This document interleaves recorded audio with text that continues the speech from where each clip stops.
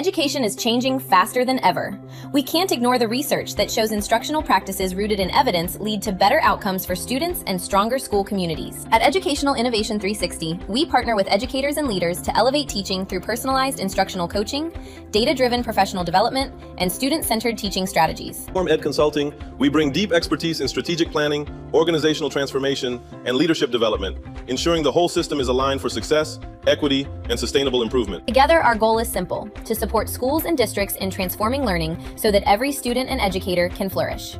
Stay informed, stay innovative, stay student-centered. Subscribe to Educational Innovation 360's YouTube channel to get the latest news and updates. Hello, everyone. I'm David Johnson of Transform Ed Consulting, and I'd like to welcome our guest, Armando Exordonia, EDD, Education Strategist, Houston, Texas. He is a leadership and team development facilitator and systems thinker dedicated to helping people and organizations lead with clarity, humanity, and impact.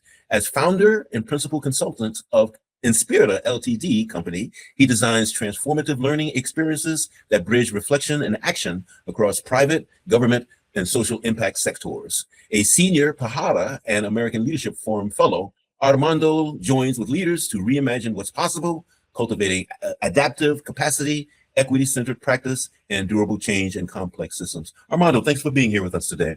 Thank you so much for having me, David. What's happening in Houston? We're having some nice weather. I've been spending a lot of time over recent days with my family trying to soak it all up before it gets before summer hits, the summer heat. Before the summer heat hits. Yeah. Well, tell us a little bit about your consulting, Inspirita, and even what an education strategist is and what Pahara and American Leadership Forum is. Sure.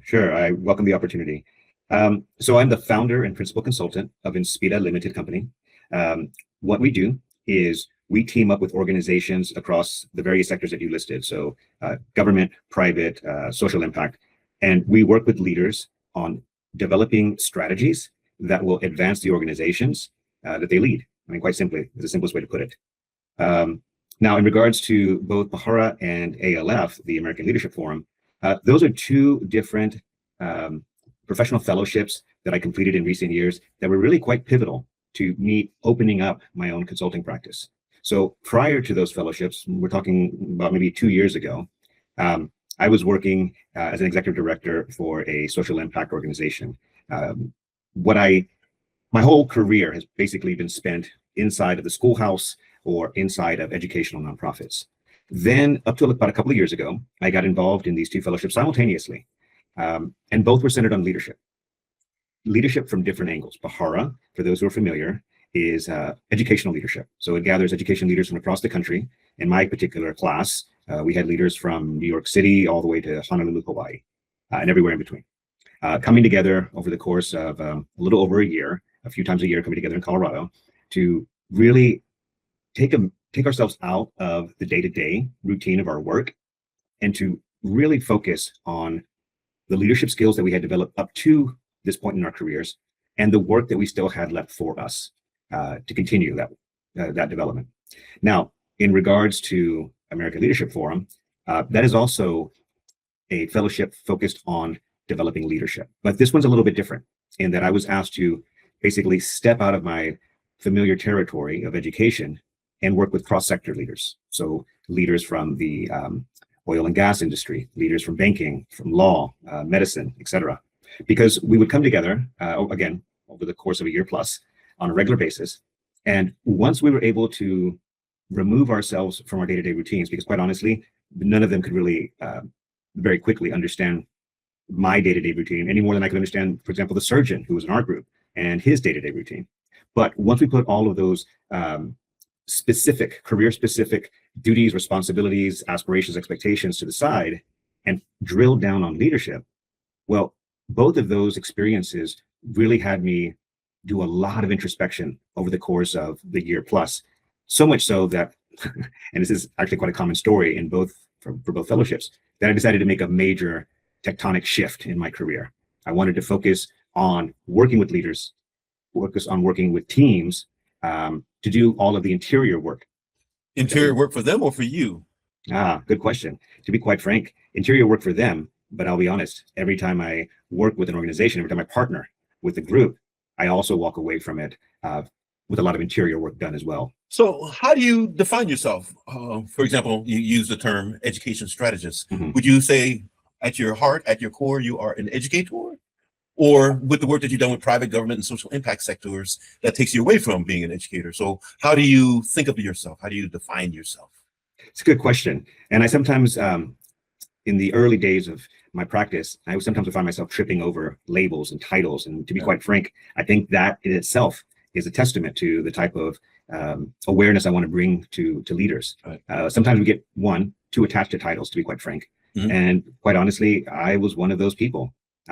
So how I describe myself now is, yes, I do believe I am an educational strategist. I do believe I still identify as an educator, but the scope of my impact has moved beyond the schoolhouse, beyond community centers, beyond working with other educational nonprofits, because quite frankly, many of the principles on leadership development, team development, are universally applied. Let me put it that way. I understand.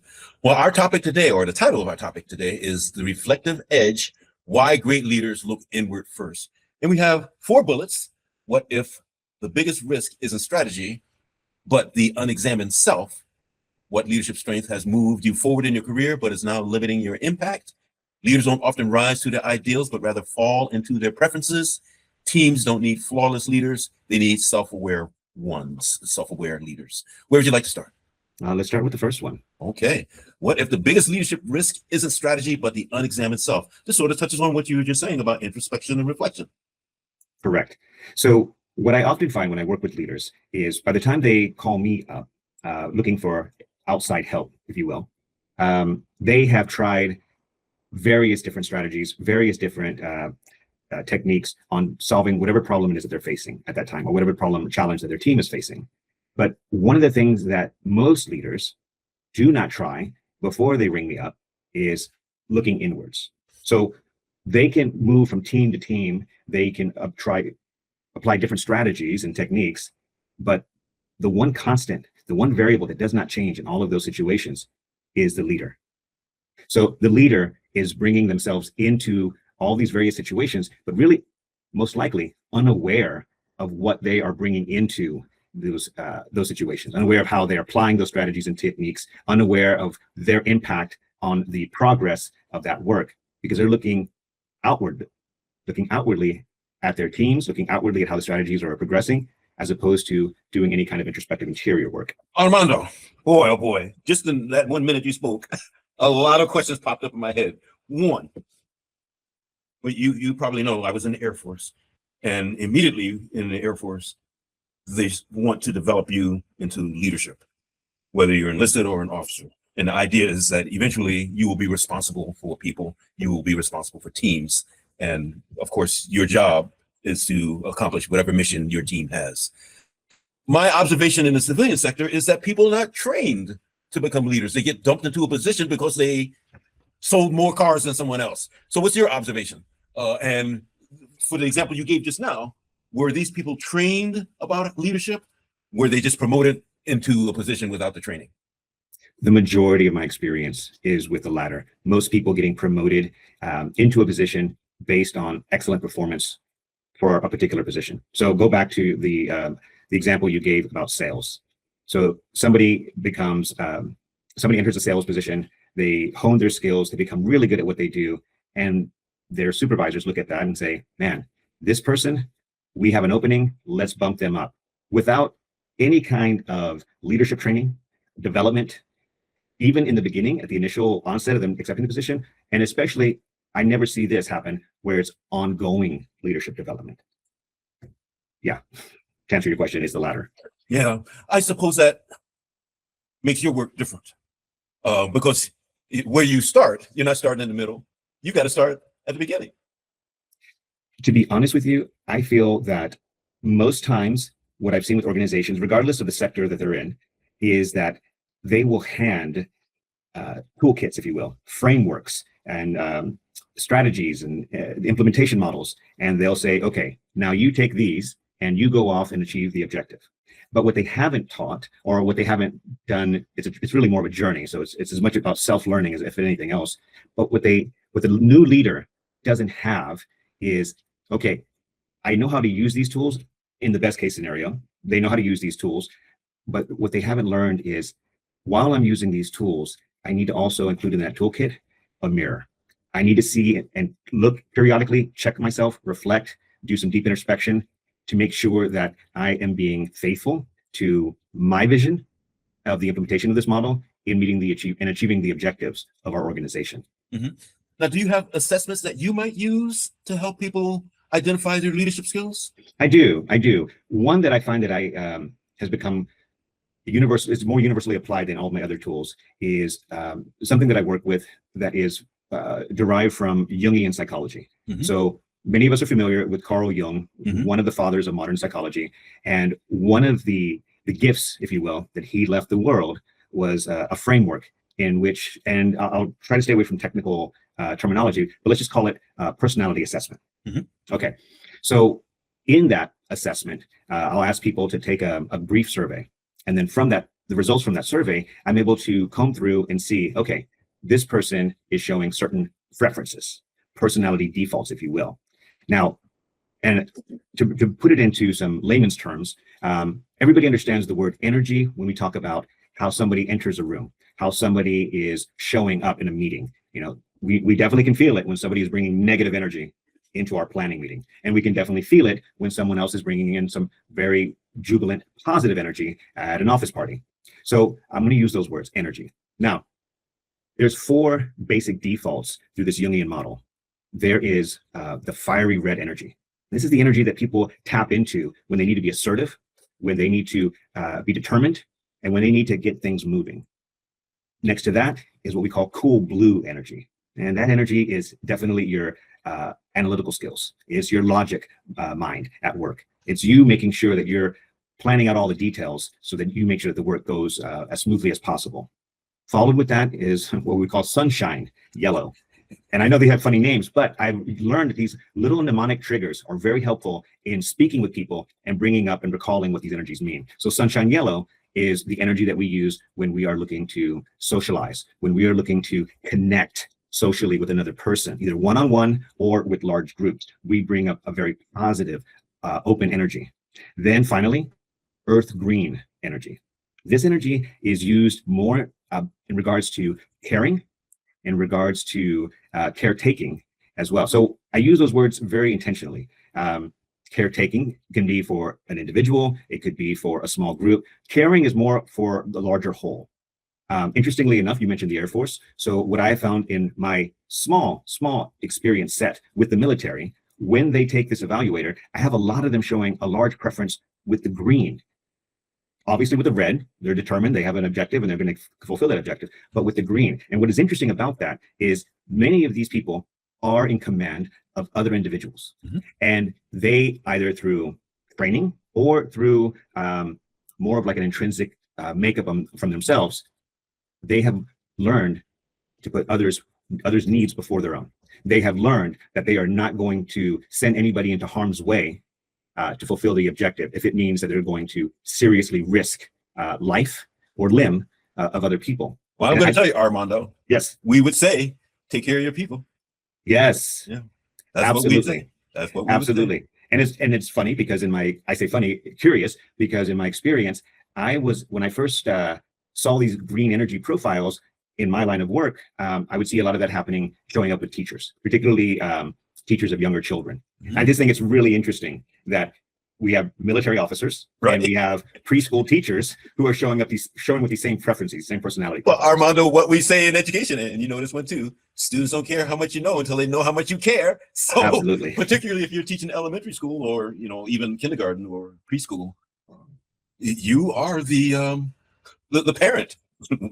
Yeah, in loco parentis, you are Yes. the parent, and they're looking for care as much as they're looking for how much you know. But it's later, of course, you know this, later in education that we place a premium on how much the person knows, the teacher, how much the teacher knows. You know, Mhm. you know. So yeah, that fits. That seems right with what I know. Good. Another thought that came to mind. Mhm. When I'm not familiar with Jungian designated terms, although I did study psychology in various places and at various times. But what you are suggesting is a leadership style that I know, and I can point you to the book, Situational Leadership. Now, here's a question I presented to people, young people. Who has the responsibility for adjusting, changing, the leader or the follower? So I wish now I would have read that book so I could be ready for the pop quiz that you're giving me. But in your experience, in your observation, who In my is experience, responsible for changing, the leader, or I should say adjusting to the other, the leader or the follower? in my experience, and yes, in my experience, I would say that the responsibility falls on both, with the caveat that the leader is modeling the practice. So once a leader can shift, so let's say their preferences, just even 5%, if we want to put a quantitative number on it, just even 5%, then that models to the people, his direct reports, his or her direct reports, that models to them that, okay, not only is this something that can be done, it's something that is advisable, something that I should be doing because I'm seeing my leader do this. So if you'll allow me, I'll give you an example. When we're talking about going back to those color energies that I listed earlier, when we're talking about how leadership shows up, regardless of the sector that you work in, I think every single person can recall the worst boss they ever had. Probably easier than they can recall the best boss they ever had. But when we look at those worst boss case scenarios, what we honestly see is people who are overextended and are bringing in a certain energy that has served them well, but is not correct for that situation that they're engaging in at the moment. So again, it goes back to the old adage, if you only have a hammer, everything looks like a nail. So let's say fiery red energy, that determined energy, that let's go get it done energy. When everything is right in the world, that person who has that preference, that leader who has that default preference for urgency, overextended, it becomes intimidation. It becomes micromanagement. It becomes bossiness for the sake of bossiness. That's an example of what it is, overbearing. And the same thing on the other side. Let's say the cool blue logical energy. When overextended, then it becomes analysis paralysis. Oh, which many of us in academia are very familiar with. We're like, we do the research, we do our analyses, and then we realize, oh my goodness, we could take this and do even further analyses on the results from the first round. But at some point, you have to take action on those results and publish them or speak to them. We can sometimes default and stay trapped within a certain preference. Well, Armando, that is your next bullet. What leadership strength has moved you forward in your career, but is now limiting your impact? I like to say there's a time and a place for everything, put things in their place. So as you pointed out, there might be a time and a place for a fiery leadership style, and there might be a time and a place for the blue leadership style, the cool blue leadership style. Please elaborate more on leadership strength that has moved you forward, but is now limiting your impact. So that is it's a great point to cover. What we see is, one, I want to be very clear on this. Regardless of our preferences, we have access to all of those energy styles that I was mentioning. So, but we have a preference. We feel most comfortable in usually anywhere between 2 or maybe 3 of the energies. Now, when we go back to that example you gave about the salesperson, so-and-so sold the highest number of cars that month. So we're going to promote them to a leadership position. Well, that energy that they used to sell those cars, that preference that they had or they developed, may not be the same energy that they need to motivate others, to lift others in times of doubt. They need to then develop other preferences, not to say that it can't be done, you just need to put more effort into that to make sure that recognizing the situation that they're in, and then looking inwardly before acting to realize, okay, in this situation, I need to put others' needs before mine. Because while they were in that sales position, perhaps they were competing with their teammates. Armando, I'm going to present another one to you. Sure. Again, going with the time and the place for everything. So I'm in San Antonio, and I think we have 16 or 18 school districts here. And right in the top of the news right now is a school district that is, I think what I heard was they're in their 4th interim superintendent in the last 2 months. How is it that you would have 4 interim superintendents in 2 months? And when I first heard that, I thought, perhaps they are looking for a particular leadership style, And none of these people reflected that style. So again, going back to the time and the place for everything, would you say there are organizations that at a time they need this kind of leadership skill, this kind of person? In fact, my wife was noted for this. Pardon my language. She was a kick butt, dick name kind of person, and they would put her into situations that needed to be restructured, let's say. So is there a time and a place for everything regarding leadership? And this one's going to be successful. This one's going to be appropriate in this leadership position at this time, but maybe not later. In fact, that was one of the criticisms about Winston Churchill, that he was a good war leader, but after the war, his leadership style was ineffective. Your thoughts? Correct. Going back to that question, of what got me here, may not necessarily be the thing that I need to stay here to be an effective leader. So I'm not going to speak to the school district dilemma in San Antonio. I think it's to be quite frank, I think it's a very layered response that it would take, and it would probably take much longer than we have for a lot of time here. I'm familiar with the story though. Okay. But I would say this: oftentimes as leaders, we become victims of our own success, if you will. So we think, if this particular style of leadership is what got me here, then this is what I'm going to naturally use and bring to all the spaces that I'm in. But you have to really look at every situation on its own merits. If, for example, you were brought in because you have shown a record of ambitious, assertive, take charge style of leadership, and that was needed because perhaps your organization was in a time of crisis, was in a time of there was an extreme urgency to some particular challenges in the moment, and that leadership served you in meeting those challenges, that's fantastic. That's great. And yes, you should be credited for that. But be aware that once you enter into that new role of leadership, that next level of leadership, that now you're going to have to make sure that you assess the situation a little bit differently. So let's take it back to more of a school analogy. Mm-hmm. So oftentimes, campus principals spend many of their days showing up to the campus, and quite frankly, for many campus principals that I've worked with, they're putting out fires all day long. There's definitely, they have their plans for the day, they have their own agenda, but they also know that at any moment they'll need to step out of the agenda of their own making to take care of something that's urgent. Yeah, we should say our jobs are interruptible. Precisely. Mm-hmm. Now, take that same principal, put her in a superintendent role.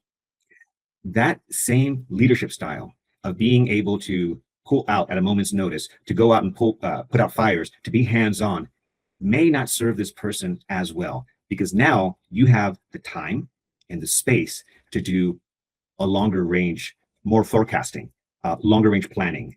You're not necessarily stepping out every hour to go take care of whatever fire. You have teams that can work on that, which allows you to dive deeper into the bigger picture. Mm-hmm. And if you can't shift gears, and if you can't pull up that energy to work in that new space with those new challenges, then you're not going to be there for very long. Well, how does a person know that? How does a person learn that rather than falling on your face to learn it when you get into such a position? How do you know that before you even arrive? That's a great question. There are practices. There are reflective and introspective practices that I work with leaders on. So, for example, when we find those leaders that they come to me and they say, I tried everything and I just can't get this, I just can't move this big rock that I'm working on. And when I look at what they tried, I realize everything they tried, all the strategies, techniques, and efforts are all coming basically from the same leadership style. So they're saying, I tried everything within the realm of fiery red energy. Like, okay, well, that means that you need to look at some of the other energies.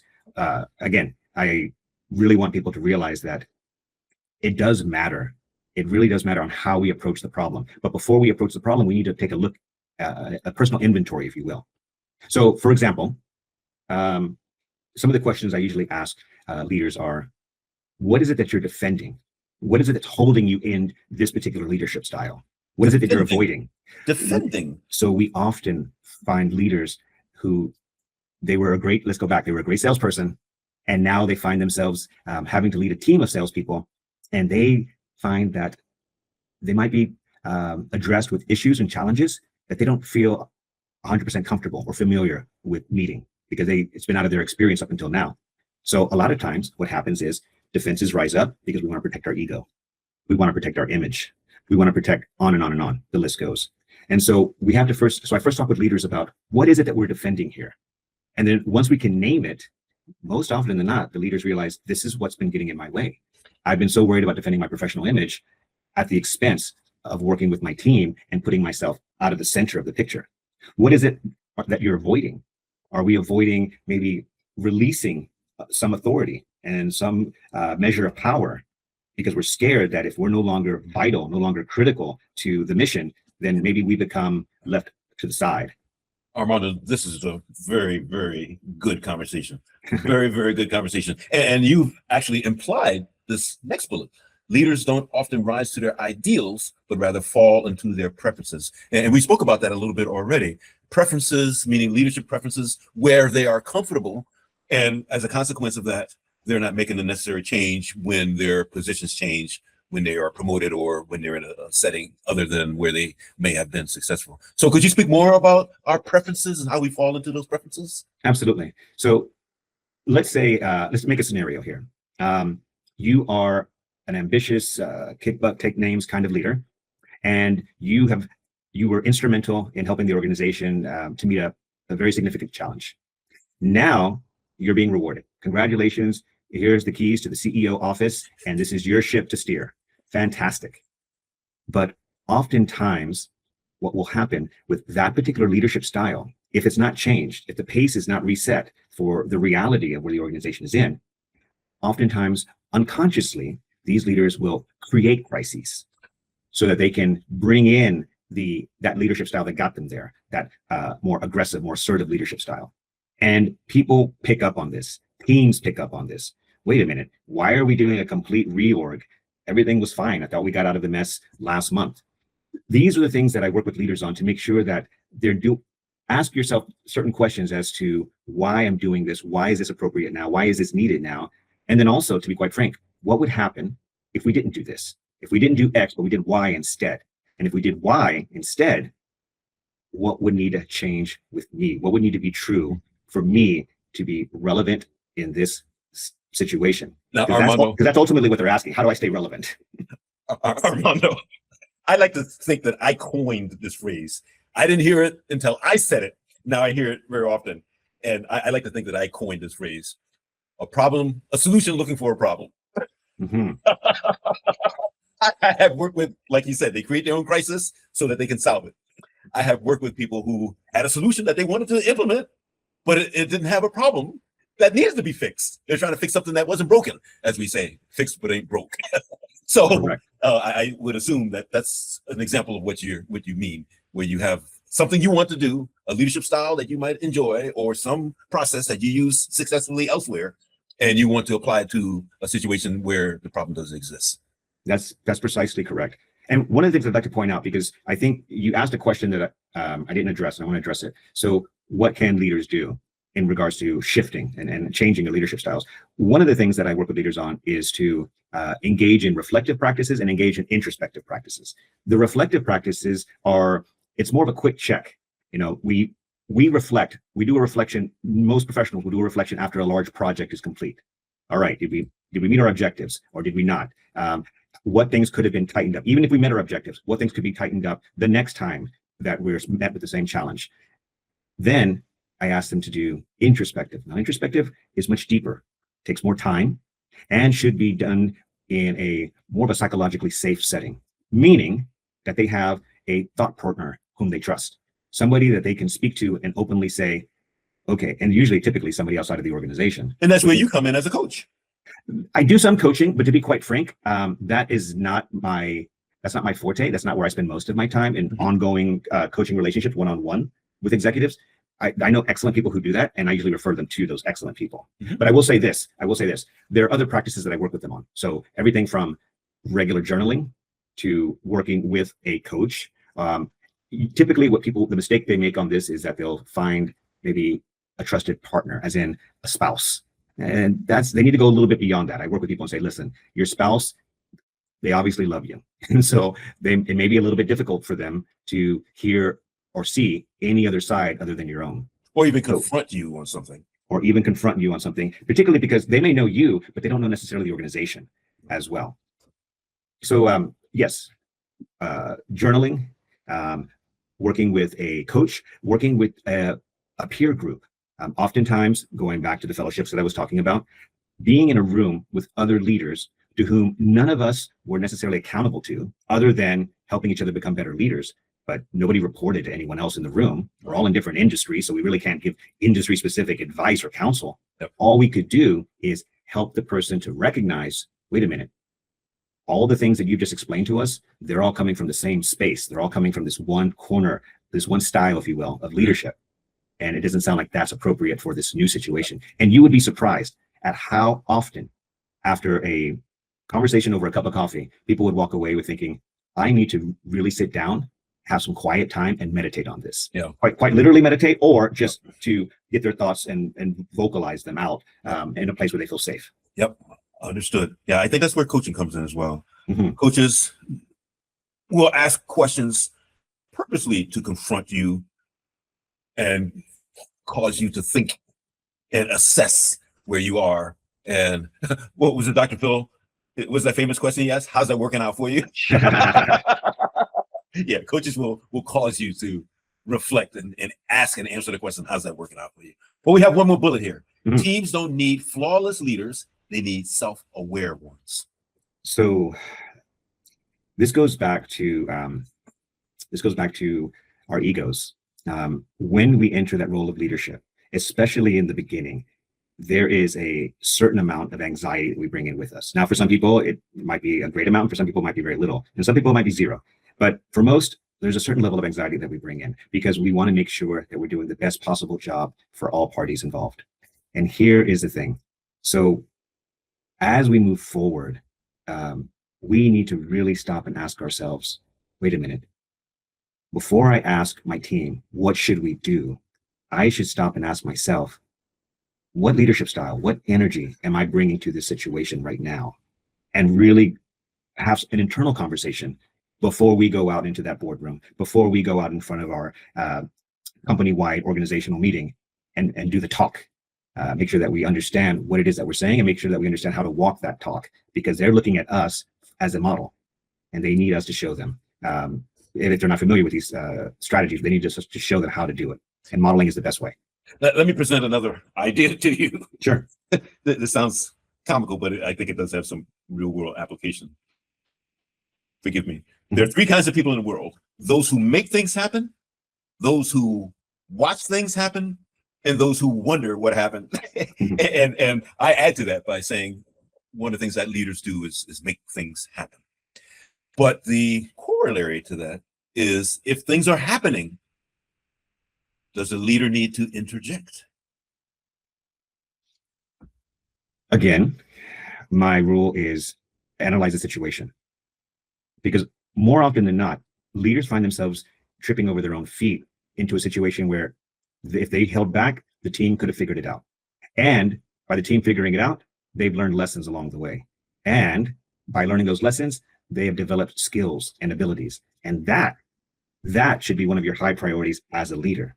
It gets back into that hero complex, right? So if you're a solo rock star in the company and everybody knows it, and that's part of your image and that's part of your professional brand, then you can be very tempted to insert yourself into places where, quite frankly, you're not necessarily needed. Yes, you may have the authority to enter that room and get involved in that meeting, but do you need to? Does your team need to? Would you be hindering them by doing that? By you doing that work, what are you robbing them of? Mm-hmm.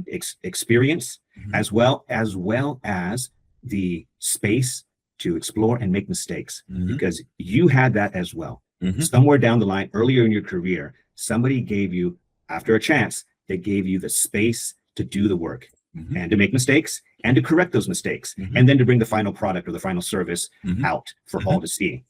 Well, Armando, where do you stand on facilitators, facilitating meetings or facilitating getting things done?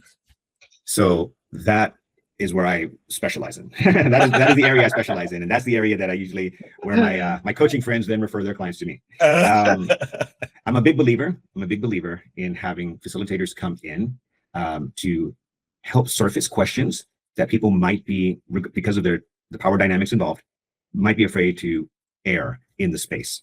So as a facilitator, I'm given permission from the beginning to come in and bring up those questions, because I am not the I don't have to worry about somebody getting upset with me and taking me off the Secret Santa list at the end of the year.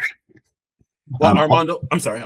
The only thing I'll say after that is, and as a facilitator, one of the best things about that is once you air out those questions, knowing that there's an outside guest in the house, if you will, people usually respond in a much more respectful and productive way than if there was an outside guest coming in.